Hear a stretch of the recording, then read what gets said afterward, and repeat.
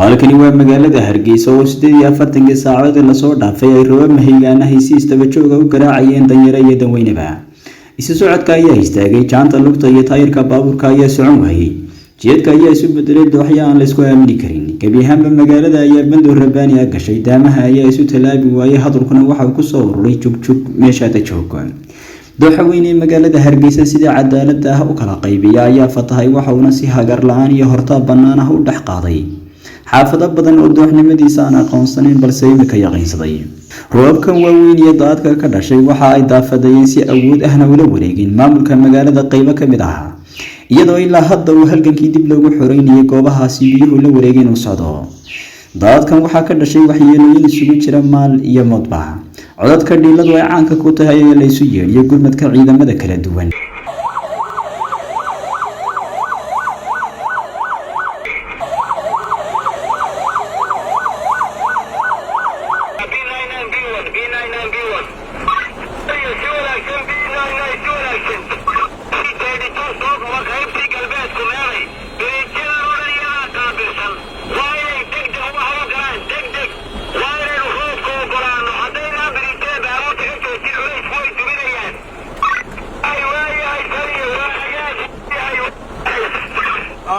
B1, B14, B1, B14.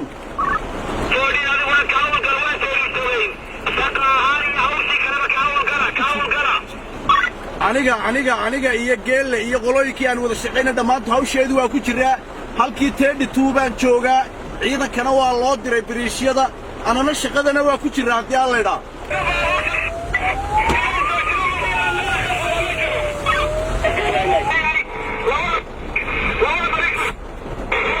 مسؤولية magaalada Hargeysa ayaa dhankooda ka muujiyay gurmad aan gaarsiisnayn heerkii laga sugayay waxaana la arkay iyagoo meelaha qaar ka jeedinaya hadallo aan hool ahayn oo habeen galay hooyo lacagtaana qaado halkaana waa bismillaah wasalaatu wasalaamu calaa rasuulillah hooyo jeebad halka waxaan kula kulanay hooyo jilicsan raashin baa jira aan ugu talagalay dadka iyo hawl aan ugu talagalay laakiin damiirkaygii baan siin waayay isla maanta waxa aanu markii iminka la kulanay damiirkaygii baan siin waayay hooyadan jilicsan marka aniga mushaharkaygii oo soo qaatay shalay tooloon wali hayay jeebadayda ka siiyay ugu soo iibiyay raashinka iyo lacagta $100 ee hooyada jilicsan siiyay xabada baca dhinaca kale xildhibaanada xildoonka ah ayaa iyaguna ololaw gobolkiisu dhacay kaga qayb galay dhacdadan shaandhada u noqotay mas'uuliyiintii xilka aan u cumaamadnay guyaashii la soo dhaafay halkan aynu joognaa waa fooqii jajabka dhinaciisii koonfureed ee dooxu ka marayay halkaa waxa ka soo jeeda saldhigii rugtii bilayska ee saldhigga quraacdeed halkanna waxa ka soo jeeda ingeerashkii cabdiwaxid waxaan aad iyo aad uga xumahay halkan waa meelaha ugu khatarsan ee ugu socodka badan magaalada Hargeysa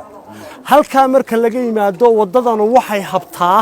dhammaan dhinac ilaa dhinac bay habtaa waxaanay dadka keentaa suuqa waaheen bismillaahir rahmaanir rahiim waxaan hadda joognaa bridge-kii Hargeysa xalata la lahaa uu leecay iyo waxaas laakiin intaan eegay wax sayna ama oo ka muuqda inuu leecay ma jirto si kastaba ha ahaatee gudaha magaalada Hargeysa ayaa isu bedelay dhiid iyo dhoobo aan dhamaad lahayn oo waxaad cagta la raadinaysaa meeshii aad jaanta saari lahayd caruur iyo ciroolaba waxaa la isu wariyay in aanay jirin banaan loo baxo iyo tamashlayn galabeed oo waxaa soo afkooday cawaysidii fiidka ee dhalinyarada daadadka iyo fatahadu kuma cusba magaalada Hargeysa oo sanadahanba way marti gelinaysay biyaha waayay cid jahaysay xaaladoodu ay noqotay ida jeerin galay iyo jeedin kara bulshada iyo deganayaasha magaalada Hargeysa ayaa waxay ka fikirayaan goorta ay ka bixi doonaan dariiqyada dooxyada noqday jidhaamaha iyo biyo fadhiisinada gudaha suuqyada ka abuurmay iyo hiigsigan mugdigu ku meeray iyo hanka saqiiray ee madaxdii shalay Xasan Barre Ducaaliye magaalada Hargeysa.